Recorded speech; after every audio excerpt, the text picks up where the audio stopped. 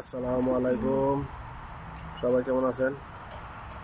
তো সৌদি আরব রিয়াদে আসলে অনেক বৃষ্টি হয়েছে বাংলাদেশের মতো। তো পানি লেগে আছে। তো কিন্তু করে দেখলাম কবুতরগুলো অপেক্ষা করতেছে কান্নার জন্য। তো সবাই কান্না দিলাম। তো কান্না দেওয়ার মধ্যে আসলে কবুতরের বৃষ্টি হয়েছে, পানি আছে। তো সাথে বনদালালি কবুতর আসে, এই যে দেখেন ওইগুলো হচ্ছে দালালি কবুতর, এই যে এগুলো হচ্ছে দালালি কবুতর।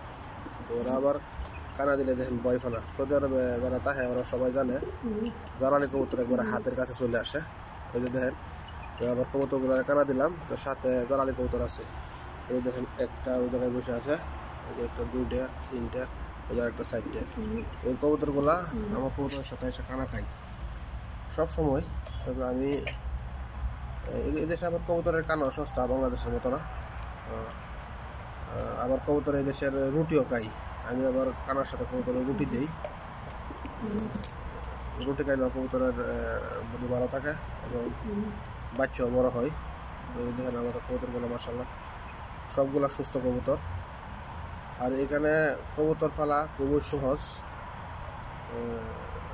বাংলাদেশ সহজ, যেহেতু এই দেশে কবুতর কারো বাসায় যায় না। আপনি ওই জায়গায় পালবেন, যে জায়গায় কানা দেবেন ওই জায়গায় থাকবে কবুতর। তো আরও কবুতরের সম্বন্ধে যদি কেউ নতুন কবুতর পালতে চান তো অবশ্যই কমেন্ট করবেন আমার ইউটিউব চ্যানেলে। তো ভালো থাকবেন সবাই। আসসালামু আলাইকুম, আল্লাহ হাফেজ।